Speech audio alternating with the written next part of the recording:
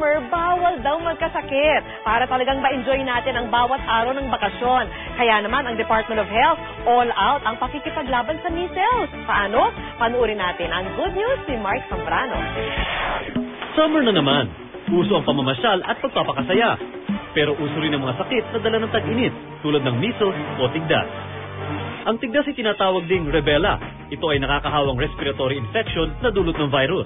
Ayon sa Department of Health o DOH, may naitalang 2,075 na kaso ng tigdas sa bansa mula Enero hanggang Marso ng taong 2011. Kaya naman ngayong summer, todo ang pagpupursigi ng DOH laban sa sakit na to.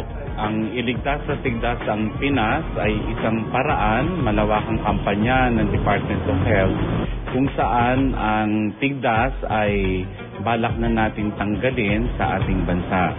Ang tigdas nung araw ay marami ang namamatay dyan. Sa ngayon, dahil gusto na natin matanggal yan, katulad ng polio, mula pa noong 1998, nagkaroon tayo ng malawakang pag-iimiksyon kontra sa tigdas. Dito sa Barangay Lovewin sa Parañaque, sumugod ang mga nagbabakuna para sugpuin ang pagkalat ng tigdas. Mula April 4, 4,000 bahay na ang kanilang binisita para magbigay ng libreng bakuna. This is a door-to-door campaign for measles and rubella.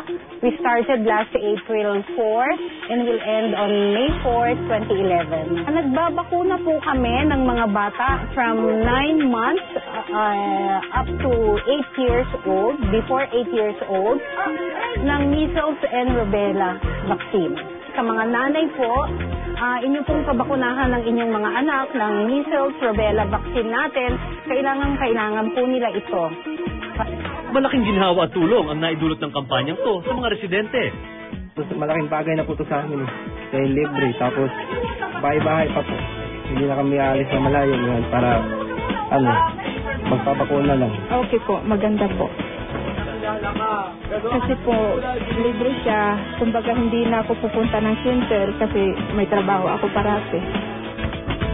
Ang bakasyon, panahon ng paglilibang, lalo na sa mga kabataan. Kaya mas may enjoy nila ito kung wala silang iniindang karamdaman. Ako si Mark Zambrano at ito ang aking good news. At mga paparating pang good news,